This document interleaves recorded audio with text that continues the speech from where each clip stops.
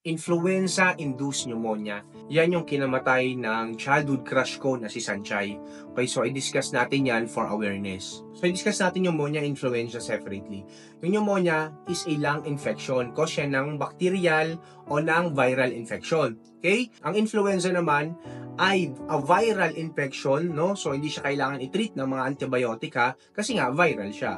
So ang most common symptoms nun, cough and colds, sakit sa ulo, nilalagnat, muscle pains, joint pains, no? Halos lahat ng tao nagkakaroon ng influenza, no? Yan yung mga flu-like symptoms kung tawagin.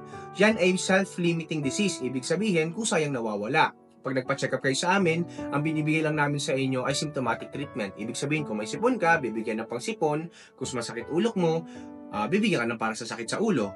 However, kapag siya ay nag-cause ng lung infection, o in case kay Sanchay ay pneumonia, yan ay very, very serious. So, yung mga usual na bacterial infection, most of the time, outpatient department lang. Ibig sabihin, binibigyan lang namin ng reseta na para sa bacteria.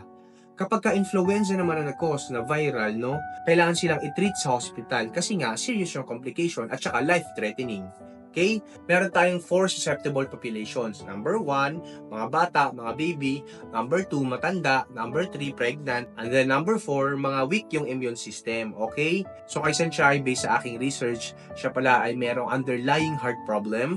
And then meron siyang seizure disorder. Meron siyang weak immune system. And then pangalawa, minimaintain niya ng mga maintenance medication to maintain her condition. Syempre, para hindi mag-worsen yung condition niya. So pag mga ganyan guys, no, magpa-check up kayo agad sa doktor, no, lalo pag hindi nyo alam yung gagawin para marisitahan kayo na gamot at para hindi lumala. And guys, I highly encourage na magpa-vaccine kayo kasi yung mga ganyang sakit, preventable na yan, no? Meron ng mga flu vaccine sa market, meron na rin mga pneumonia vaccine sa market, no, na binibigay naming mga doktor, no? So sana huwag nyong tipirin yung sarili nyo kasi limpak-limpak na salapirin yung gagastusin nyo kapag tinamaan kayo ng mga ganyang sakit.